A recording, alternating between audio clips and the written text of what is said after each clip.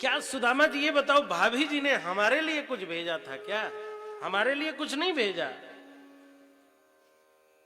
हमारे लिए क्या लेकर के आओ बताओ।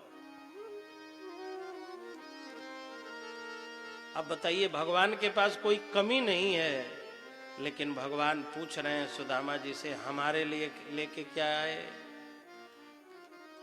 किम उपायन मानीतम ब्रह्मन में भवता गृहात। ब्रह्मन भवता गृहात किम उपायन मानीतम, आप अपने घर से मेरे लिए क्या लाए? और इस प्रसंग में मैं एक बात कहना कभी नहीं भूलता, अक्सर कहता रहता हूं। मेरे गुरुदेव स्वामी नृत्य गोपाल दास जी की ऐसी करुणा मेरे ऊपर बरसती रही।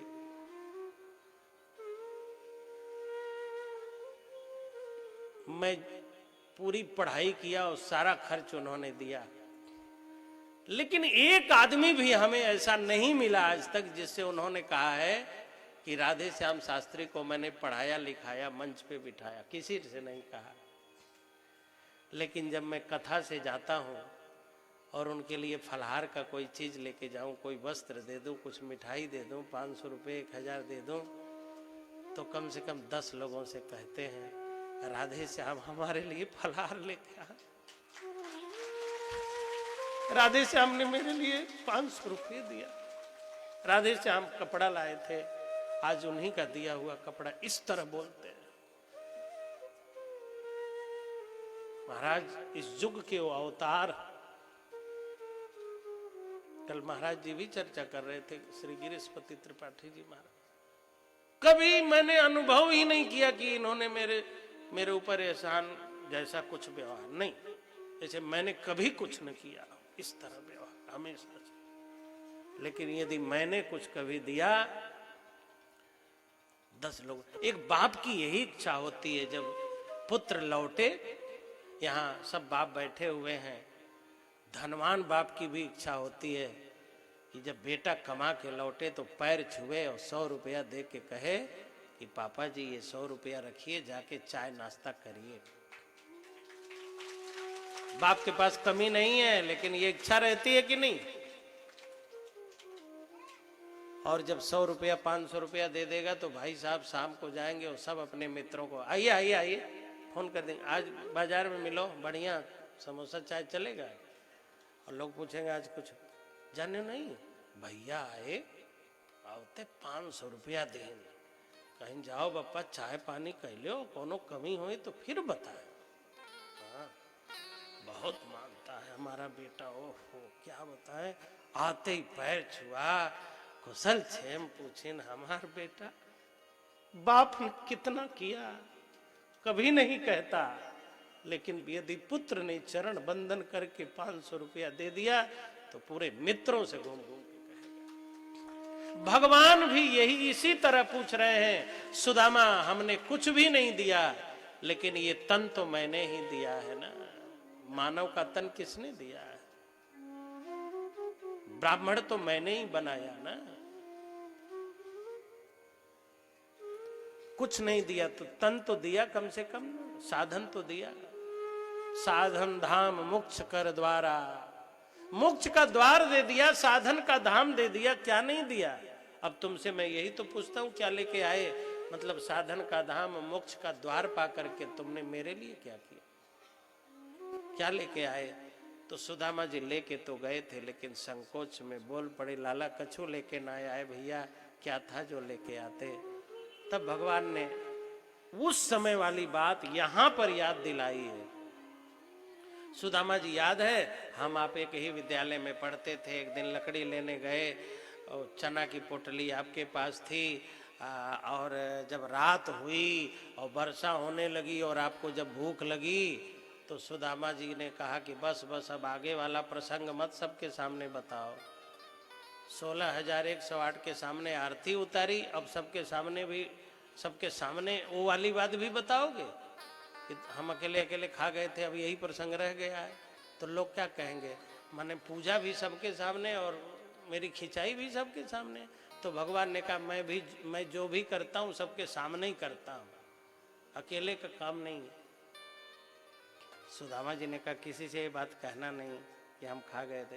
तो भगवान ने कहा कि उस समय हमें बुरा नहीं लगा, लेकिन अब बहुत बुरा लग रहा है। भाभी ने दिया है और तुम छिपा रहे हो।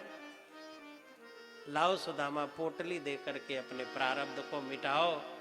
हमारी पोटली तुमने ली थी, हमारी पोटली वापस करो, प्रारब्ध मिटाओ और मोक्ष को प्राप्त करो, मुक्ति को प्राप्त करो, सुखी हो जाओ। ये प्रारब्ध जब तक हमारा पीछा कर रहा है ना, तभी तक दुखी हैं हम लोग, और अपने अपने कर्म और प्रारब्ध से हम सब बंधे हैं और दुखी हो रहे हैं। पोटली हाथ में लग गई, एक मुट्ठी खा के एक लोग, दूसरी मुट्ठी खा के दूसरा लोग, तीसरी मुट्ठी खाने जा रहे थे, रुक्मणी जी ने रोक लिया। प्रातः काल हुआ, सुदामा जी महाराज चल पड़े। भगवान ने कुछ दिया नहीं, और जब सुदामा जी अपने गांव में गए, जा रहे थे, तो सोच रहे थे मेरी पत्नी पूछेगी कि क्या दिया उन्होंने।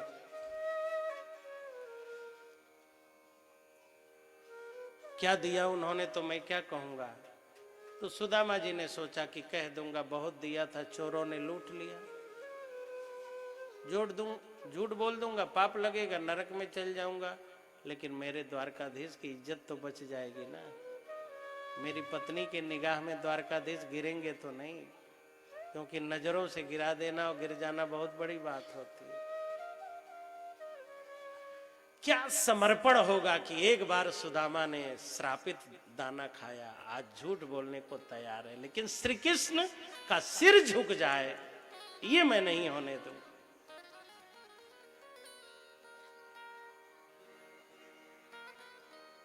सुदामा जी ने सोचा कह दूंगा, क्या लगा। और जब सुदामा जी अपने गांव में पहुंचे तो भगवान ने तो विश्वकर्मा के द्वारा, यहाँ माया के द्वारा ऐसा कुछ निर्माण कराया है कि सुदामा जी भ्रमित हो गए कि मैं फिर द्वारका में ही पहुंच गया क्या। द्वारका से भी सुंदर नगरी। अब सुदामा जी, अरे फिर इतना चले फिर द्वारका पहुंच गए, तो हमारा गांव पोरबंदर कहाँ है। एक आदमी से पूछा है भैया इधर आओ, कोई आ ही नहीं रहा है। सुदामा जी ने कहा क्यों नहीं रहे हो, डर रहे हो क्या। तो कहा राजा से बोलने में डर तो लगता ही है। सुदामा जी ने कहा हम राजा हैं। अरे साहब आप नहीं है तो और कौन है, यहाँ के आप ही तो राजा हैं। सुदामा जी को लगा कि इसका स्क्रू को ढीला हो गया है, कपड़ा फटा हुआ है, पहनने को नहीं है, हमको राजा बता रहा है। फिर सुदामा जी, ए भैया इधर आओ, वो पोरबंदर कहाँ है। राजन ऐसा न पूछिए, महाराज जी ऐसा न कहिए। अरे क्यों हाथ जोड़ रहे हो, मैं तो सुदामा हूं। तो कहा महाराज हम आपको पहचान रहे, अपने राजा को कौन नहीं पहचानेगा। सुदामा जी ने कहा हम राजा हैं। तो गांव वालों ने कहा महाराज जब आप गए थे तब रंक थे, लेकिन अब आप राजा हैं। ये जो पोरबंदर है आप ही की नगरी है। और महारानी देखो आरती सजा के सुशीला जी बैठी हैं, और सचमुच में सुशीला जी जब आरती लेके चली हैं तो वैभव देख करके लोग चकित हैं, और सुदामा की आंखों से आंसू झरझर झरझर चल रहा। वाह रे बांके बिहारी, वहां तो कुछ दिया नहीं और यहाँ इतना दिया कि संभालना मुश्किल है। तो जब दिया है तो सद्बुद्धि भी देना, ताकि मैं कभी गलत न कर सकूं।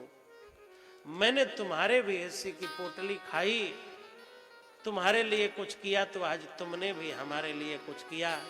बस यही आशीर्वाद देना कि मैं लोगों के लिए कुछ कर सकूं, बस मैं लोगों के लिए करूं, भगवान के लिए करूं। आप समाज के लिए तो करते हैं, लेकिन समाज जिसने बनाया उसके लिए भी कुछ करो। और समाज का निर्माता ब्रह्म है, परमात्मा है। समाज के लिए करो तो भगवान के लिए भी कुछ करो। निर्गुणिया समाज को मत होने दीजिएगा, निरपेक्ष समाज न होने दीजिएगा।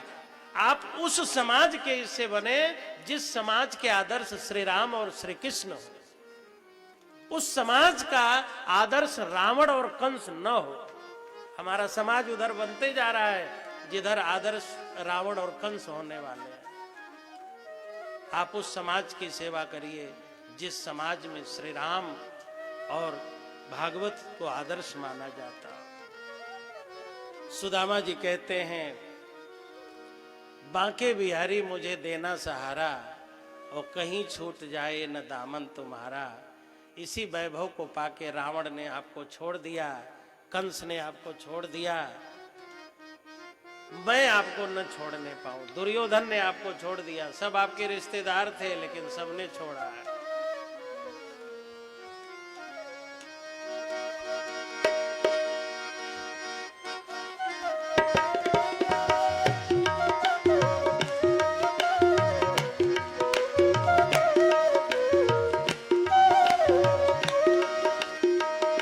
बांके बिहारी मुझको देना सहारा, कभी छूट जाए ना दामन तुम्हारा।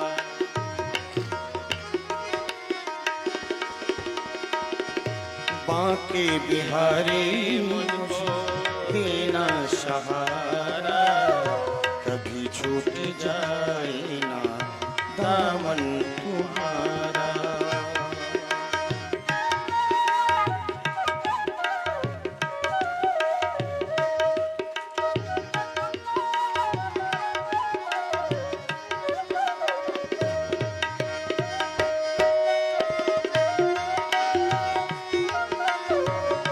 दोनों हाथ ऊपर करके श्री राधे।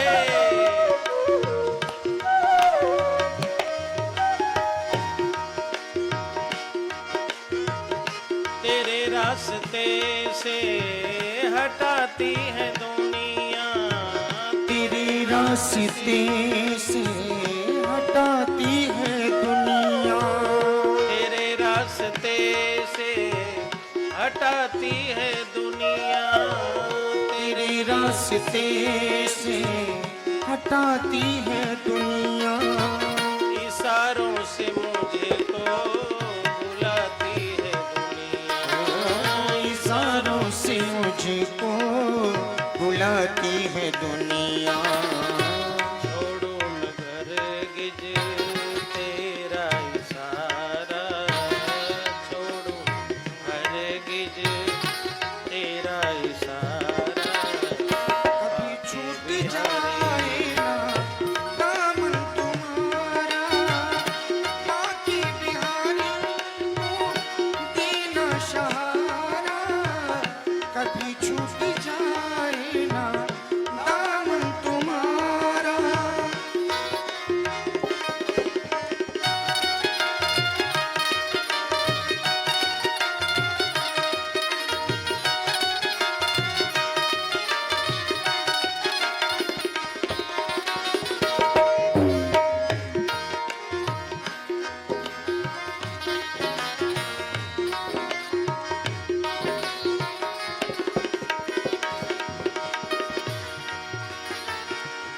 बांके बिहारी मुझको देना सहारा, कभी छूट जाए ना दामन तुम्हारा।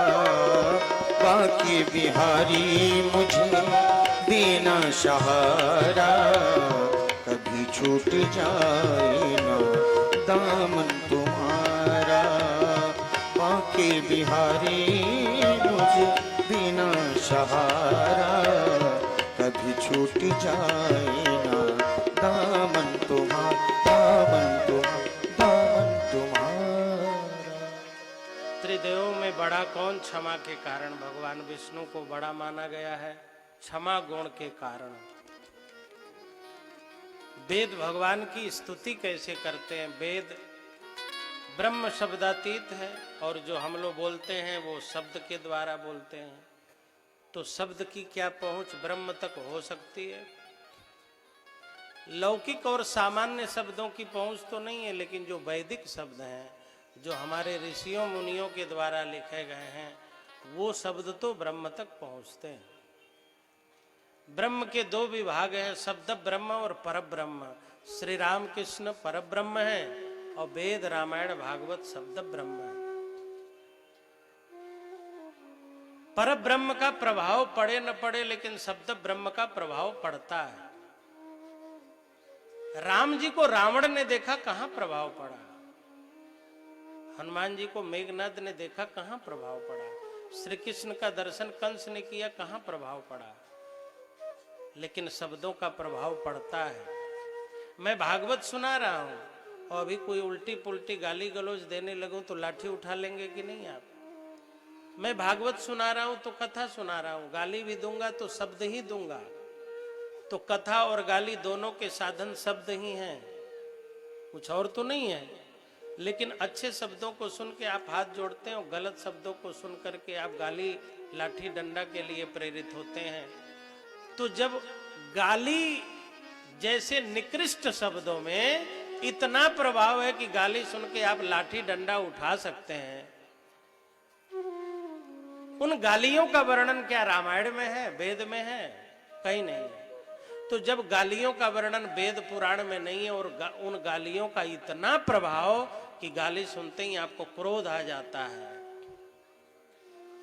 तो जिन कथाओं का वर्णन वेद और पुराण में है, तो गाली को सुन के क्रोध हो सकता है, तो क्या भागवत को सुन के कुछ भी नहीं होता होगा?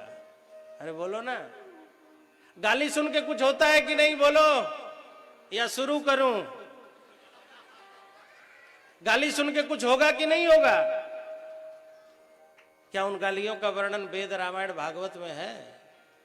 तो जिसका वर्णन कहीं नहीं है उसे सुन के हो रहा है, तो भागवत और रामायण सुन के कुछ नहीं होगा? बोलो ना, होता होगा, पता नहीं चलता है। कई बार हो जाता है लेकिन पता नहीं चलता है। जैसे कई बार बीमारी हो जाती है और पता चलता है 5 साल बाद। शुगर है और 7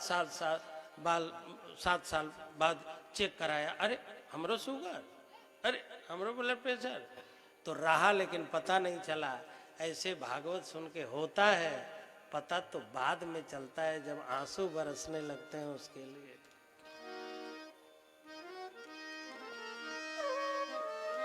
इसलिए वैदिक शब्द, दिव्य शब्द जो हमारे वेद हैं, पुराण हैं, इन शब्दों का प्रभाव पड़ता है। 11वां स्कंद प्रारंभ हुआ, ये मुक्ति स्कंद है।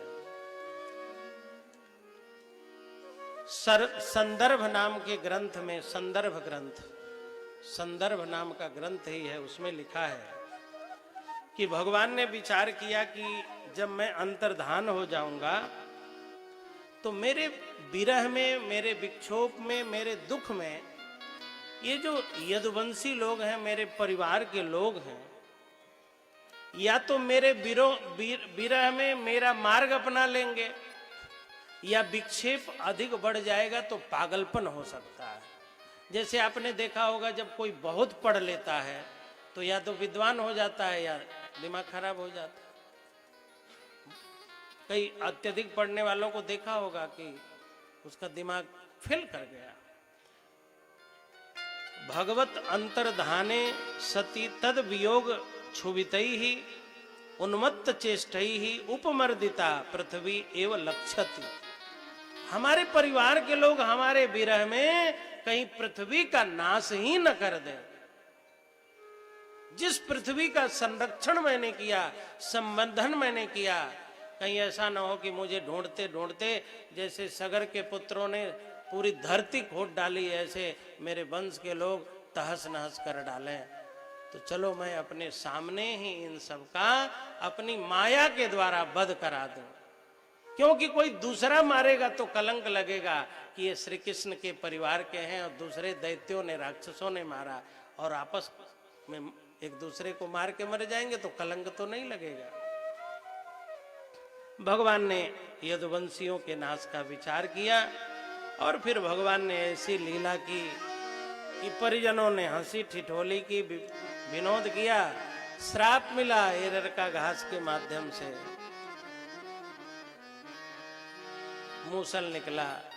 सब कथाएं बड़ी प्रसिद्ध हैं। वसुदेव जी महाराज ने नारद जी महाराज से पूछा, भगवान कल्याण कैसे होगा? नारद जी कहते हैं वसुदेव जी कल्याण अभी बाकी ही है क्या? कल्याण अभी बाकी है। नारायण ब्रह्म भगवान पुत्र रूप में प्राप्त हो गए, अब कौन सा कल्याण चाहते हो? अब क्या चाहिए तुम्हें? ब्रह्म की प्राप्ति क्या कल्याण नहीं है? ब्रह्म पुत्र बन के आया, क्या ये कल्याण नहीं है? कल्याण तो हो गया लेकिन कल्याण का बोध नहीं हुआ अभी तक। हो गया है कल्याण लेकिन बोध नहीं हुआ है। तो 9 जोगेश्वरों का संवाद सुनाते हैं। कहते हैं कि ऋषभदेव जी के जो 100 पुत्र थे उसमें अंतिम जो 9 भाई थे वो 9 जोगेश्वर के नाम से कहलाते हैं। कवि हरि अंतरिक्ष प्रबुद्ध पिप्पलायन आविर्होत्रोथ दुमिलश्चमस कर भाजन। कवि हरि अंतरिक्ष प्रबुद्ध पिप्पलायन आविर्होत्र द्रुमिल और करभाजन। एक दिन मिथिला में पधारे तो राजा विदेह सत्संग कर रहे थे। 9 को प्रणाम किया और कहा भगवान हम आपसे जानना चाहते हैं। विदेह ने पूछा कवि नाम के योगी से, दुर्लभो मानुषो देहो देहिनाम क्षण भंगुरः तत्रापि दुर्लभम मन्ये वैकुंठ प्रिय दर्शनम।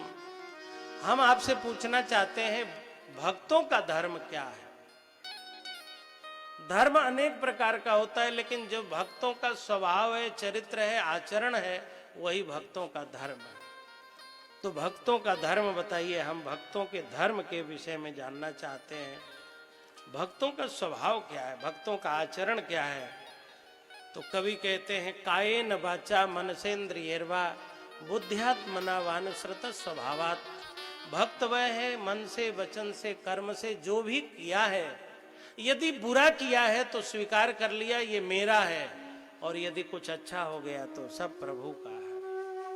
भक्त अच्छाई अपने ऊपर नहीं लेता लेकिन बुराई की सारी जिम्मेदारी अपने ऊपर ले लेता है। मेरे अंदर जो शरीर का जड़ तत्व था उसी जड़ से प्रभावित होकर के मेरे बुरे कर्म किए, लेकिन प्रभु इस शरीर से यदि कुछ भी अच्छा हुआ जो समाज के काम आया, राष्ट्र के काम आया, परिवार के काम आया, लोगों के काम आया, वो सब आपकी करुणा है, वो सब आपकी कृपा है।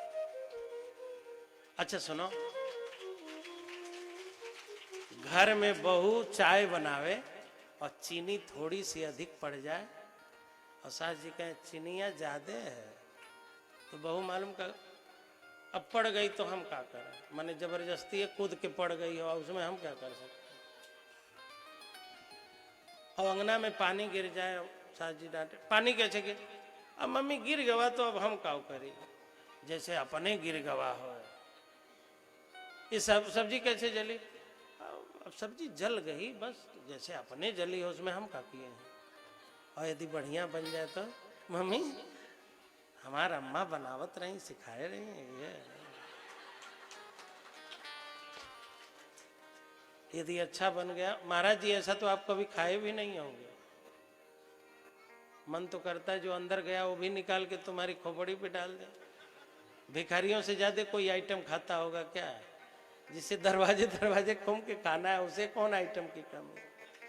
अच्छा हो जाने पर, अच्छा हम लोग इतने कमजोर हैं कि चाय में चीनी अधिक पड़ जाए तो इतनी भी नैतिकता नहीं है कि कह सके कि हमसे चीनी अधिक पड़ गई। इतने डरपोक हैं कि इतनी भी हिम्मत नहीं रह गई कि कह दें माँ चीनी हमसे ज्यादा पड़ गई, माफ करिए, कल से नहीं डालूंगी। वो इसलिए कह रही है पड़ गई ताकि डांट न पड़े और फिर पड़ती रहे, और शुगर में तुम्हारा वो स्वीकार कर लेगी तो सुधार करना पड़ेगा ना। जो स्वीकार कर लेगा उसे सुधार करना पड़ेगा, और जब न स्वीकृति होगी न सुधार होगा। गाड़ी से जा रहे हैं, गड़िया लड़ गई भैया, गड़िया लड़ गई, वो जड़ है वो लड़ती है? और यदि पहुंचा दिए फिर ले आए, ड्राइवर बहुत बढ़िया है भैया, गाड़ी छू गई, गड़िया छू गई, माने गाड़ी छू गई, आदमी ने कुछ नहीं किया। आदमी अपने बचने के पूरे प्रयास में लगा हुआ है कि हमारा दोष, हमारी गलती न बाहर आने पाए। ये कमजोर लोगों का लक्षण है। कमजोर आदमी तुरंत सफाई दे देगा। ये नहीं कहेगा कि यहाँ गलती हो गई, अब कल से मेरा पूरा प्रयास रहेगा। यही तो लड़ाई है कि वो नहीं स्वीकार करती, वो भी नहीं स्वीकार करती, वो भी नहीं स्वीकार करती, वो भी। लेकिन भक्त कहता है यदि कुछ बुरा है तो मैंने किया है, और यदि कुछ अच्छा हुआ है तो हे प्रभु आपकी कृपा से हुआ है। फिर राजा ने पूछा कि भक्त किस तरह का व्यवहार करते हैं, तो कहा प्रथम कोटि का भक्त वह है जो सब में भगवान को देखता है, द्वितीय कोटि का भक्त वह है जो भगवान में और भक्त में देखता है, और निकृष्ट कोटि का वह है जो केवल मंदिर में भगवान को देखता है। भागवत में केवल मंदिर में भगवान देखने वाला निकृष्ट कोटि का भक्त बताया गया। निकृष्ट मतलब यहाँ तृतीय चरण में बताया गया, उत्तम कोटि का नहीं बताया गया। उत्तम कोटि का वह भक्त है जो सब में भगवान देखता है। एक भाई साहब हमको अपने घर में ले गए, महाराज जी चलिए मेरा घर देखिए, ड्राइंग रूम है, किचन रूम है, बेडरूम है, ये भगवान का रूम है। तो मैंने कहा यहाँ भगवान रहते हैं और बाकी घर में शैतान रहता है क्या?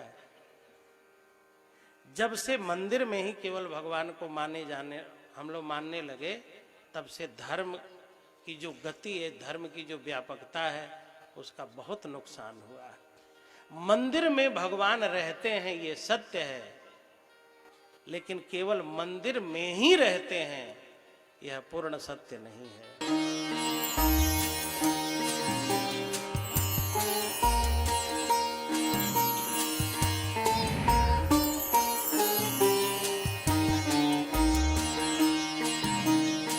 प्रायोजक हैं डॉक्टर ऑर्थो वैदिक ऑयल एवं कैप्सूल, जोड़ों के दर्द की बेजोड़ दवा।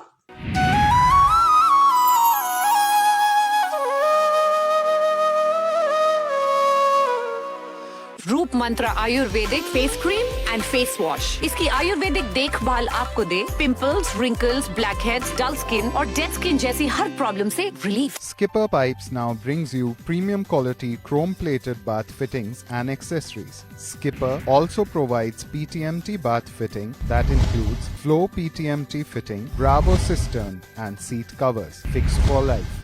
हर कोई चाहता है कि उसकी स्किन हो सुंदर, कोमल और ब्राइट, तो फिर कोई भी साधारण सी कॉस्मेटिक क्रीम क्यों? अपनाइए 12 खास आयुर्वेदिक जड़ी बूटियों से बनी रूप मंत्र आयुर्वेदिक फेस क्रीम। ये कोई कॉस्मेटिक नहीं, आयुर्वेदिक औषधि है। Swami Vivekanand Subharti University, one of the leading universities of North India. 250 acres campus, 220 plus professional and vocational programs, 20,000 plus students, state-of-the-art infrastructure, 100% placement record. Come, give wings to your career with Swami Vivekanand Subharti University, where education is a passion. NH 58, Meerut, Delhi, NCR. इस कथा के प्रायोजक पेट सफा आयुर्वेदिक चूर्ण, पेट सफा हर रोग दफा। पंडित भानुकृष्ण शास्त्री जी के मुखारविंद से श्रीमद् भागवत सप्ताह ज्ञान यज्ञ का भव्य आयोजन 17 अप्रैल से 23 अप्रैल 2021। समय दोपहर 12 बजे से सायं 4 बजे। कालका मंदिर, ग्राम कुटरैली, जिला भिंड, मध्य प्रदेश में किया जा रहा है। कथा का सीधा प्रसारण देखिए सिर्फ सुभारती टीवी पर।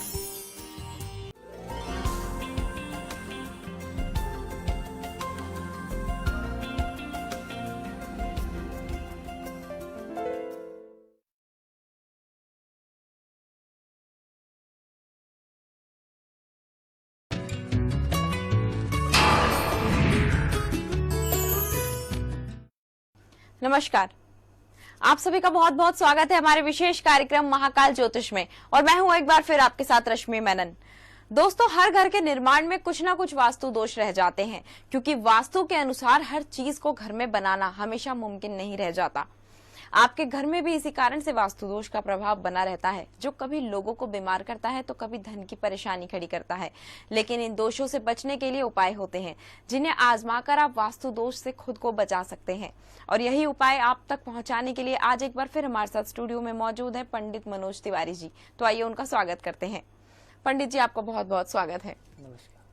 पंडित जी, जैसे कि हम बात करेंगे वास्तु दोष की, तो ऐसा होता है कि घर बनाते समय ऐसी कौन कौन सी चीजें होती हैं जिनको ध्यान में रखकर घर को बनाना चाहिए? जी, बिल्कुल सही आपने सवाल किया है, क्योंकि अगर देखा जाए इंसान हर चीज तो देख लेता है, लेकिन जब घर बनाने लगता है तो ये नहीं देखता है कि जमीन की हमारा जो है, इस जमीन को हमें देखना है कि इस जमीन में किस तरफ हमको क्या करना है। घर में जो है नक्शा जो बनाते हैं, जैसे कि घर का मॉडल जो तैयार करते हैं, उस मॉडल में अगर देखना है कहीं वास्तु का प्रभाव तो ऐसा नहीं पड़ सकता है कि ऐसे बना देते हैं, बनाने के बाद घर में जो है वास्तु का प्रभाव। इसलिए सर्वप्रथम घर बनाने से पहले वास्तु दोष की जो है पूर्ण रूप से जो है उसका विश्लेषण कराएं या किसी के माध्यम से जानकारी ले करके फिर उसके बाद में करें। अगर वास्तु दोष आपके घर में है, आपने घर मान लो बना ही लिया है, घर में आप रह रहे हैं, वास्तु दोष आपको जो है परेशान कर रहा है, आपके जीवन में स्थिरता नहीं बनने दे रहा है, करियर में लाभ नहीं हो रहा है, परिवार में कलेश हो रहा है, जीवन में स्थिरता नहीं बन पा रही है,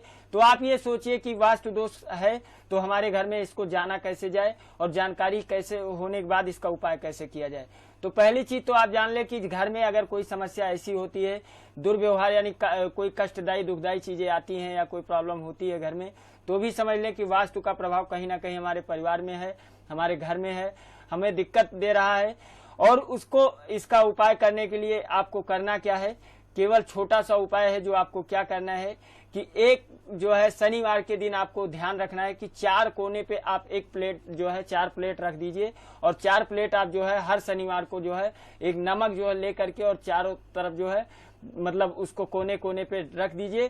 साथ साथ में घर में कोई भी कार्य करते हैं तो नमक का पोछा जो है जरूर नमक डाल करके पोछा से साफ करें, तो ये समझिए वास्तु का प्रभाव भी खत्म होगा, साथ साथ में आगे उन्नति मिलेगी। और ये भी देखें कि ऐसी कोई दिक्कत हो रही है, वास्तु का प्रभाव हो रहा है हमारे घर में, ऐसी कोई समस्या हो गई जिसके कारण जो है इसको नहीं दूर हो रहा है छोटे मोटे उपाय से, तो वास्तु का एक निवारण होता है, शांति होती है, जो पूजन घर में आप जो है वैदिक ब्राह्मणों के माध्यम से बैठ करके करवा सकते हैं।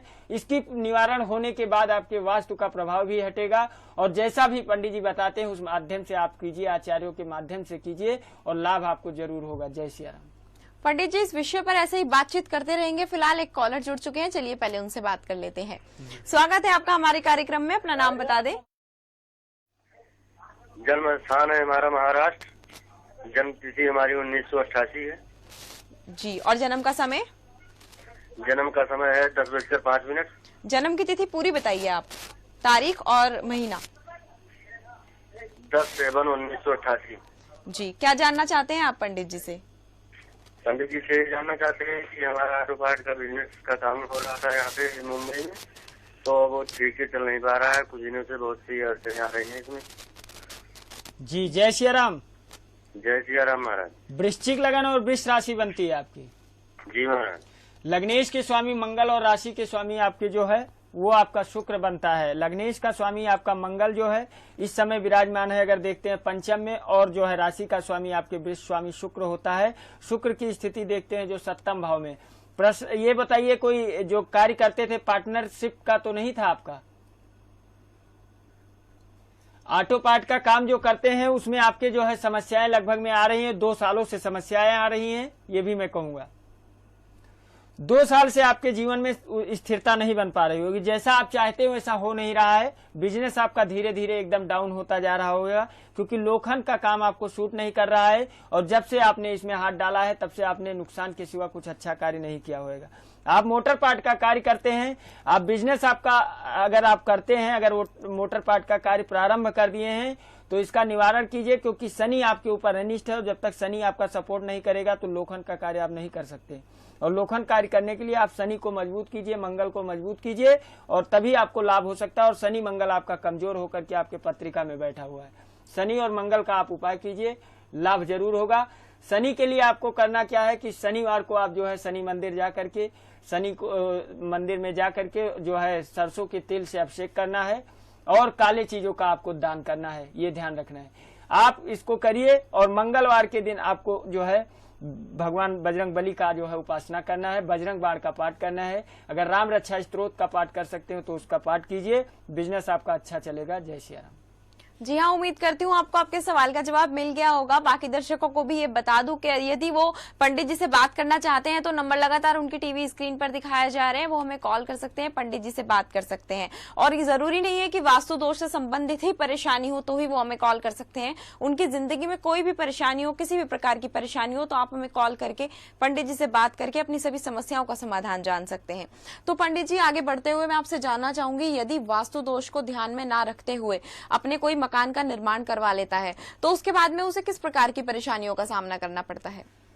जैसे कि उसके घर में कोई घटनाएं घटित होती हैं, जैसे कोई प्रॉब्लम होती हो या कोई हानि हो, परिवार हानि हो जाए, या ऐसा नहीं घर में गाय भैंस है, ऐसी भी स्थिति होती है गाय भैंस का, या कुछ ऐसा नुकसान इंसान को मतलब ऐसा लगेगा कि जिसमें उसको लगे कि हाँ कि ऐसी प्रभाव है।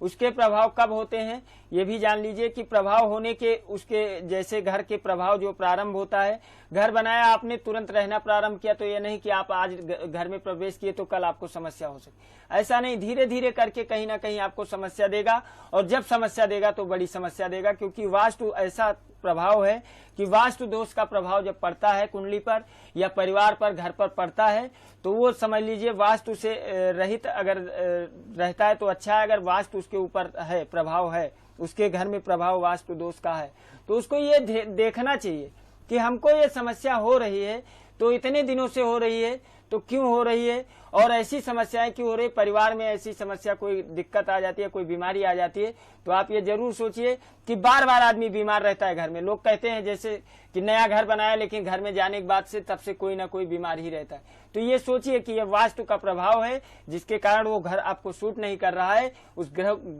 जो है घर की पूजन करवाएं और घर की पूजन करने के बाद आप घर गृह प्रवेश करें और वास्तु को देखते हुए प्रवेश करें, और उसके बाद देखिए कि आपके जीवन में कोई ऐसी समस्याएं, आपके परिवार में कोई ऐसी समस्याएं नहीं आएंगी। जय श्री राम। जी हाँ पंडित जी, तो आपके कहने का मतलब ये है कि अगर वास्तु दोष को ध्यान में ना रखा जाए तो घर के अंदर सुख समृद्धि सब खत्म हो जाती है, नष्ट हो जाती है और किसी भी चीज की प्राप्ति नहीं हो पाती है। इस विषय पर आपसे और जानकारियां लेते रहेंगे। फिलहाल एक कॉलर जुड़ चुके हैं, चलिए उनसे बात कर लेते हैं।